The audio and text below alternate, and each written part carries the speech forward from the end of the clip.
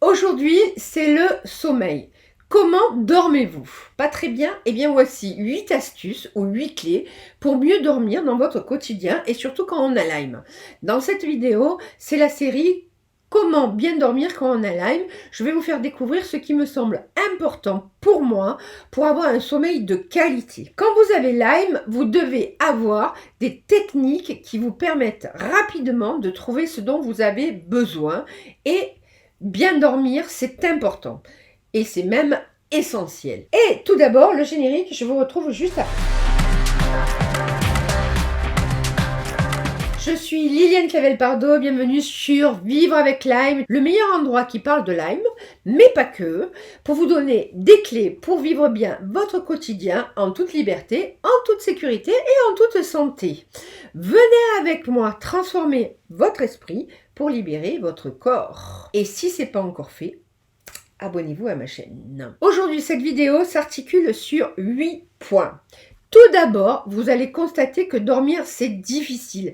Comment est la qualité de votre sommeil?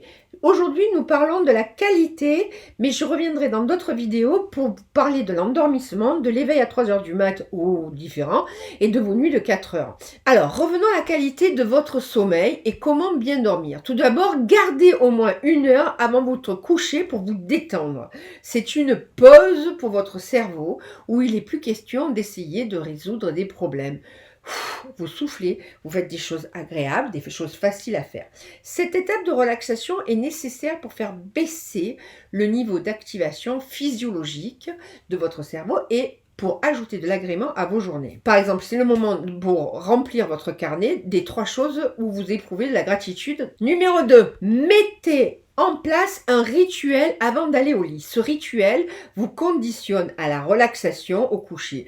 Au début, vous ressentez une gêne dans la mise en place d'un rituel. Puis petit à petit, vous allez y prendre du plaisir car vous allez créer une habitude. Et dans votre cerveau, la zone du plaisir se trouve proche de la zone du rituel. Ensuite, vous allez au lit rapidement. Vous vous sentez somnolent? Ok, allez-y.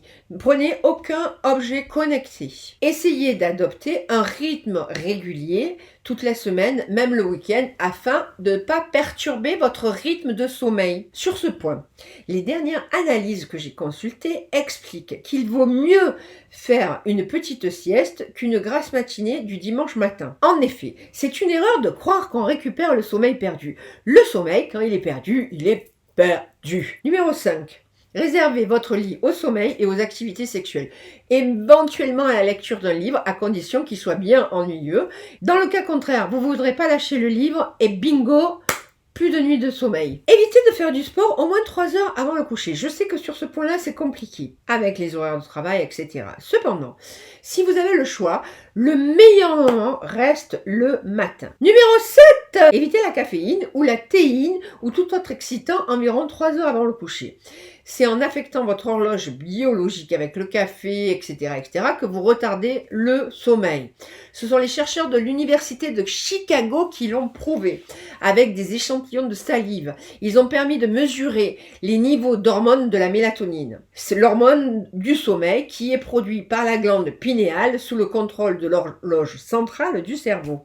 Cette dernière s'ajuste selon l'exposition à la lumière et coordonne les horloges cellulaires de tout le corps. Les niveaux de mélatonine dans le sang augmentent pour signaler le début de la nuit biologique au cours de chaque période de 24 heures et diminuent au début de la journée. Cependant, quand on est en mode survie, stress, anxiété, surtout quand on a Lyme, etc., c'est un euphémisme que de parler de stress. Le cortisol, ting ting ting, il est en conflit avec la mélatonine et votre sommeil est perturbé. Donc, vous dormez beaucoup moins bien. Et enfin, le numéro 8, évitez la consommation d'alcool et limitez votre consommation de nourriture. Alors, je vous parlerai dans une autre vidéo du jeûne alternatif qu'on peut mettre en place quand on a Lyme, que nous arrivons à la fin de la vidéo. Un pouce bleu si vous avez aimé et je vous souhaite une excellente journée. Je vous dis à très bientôt.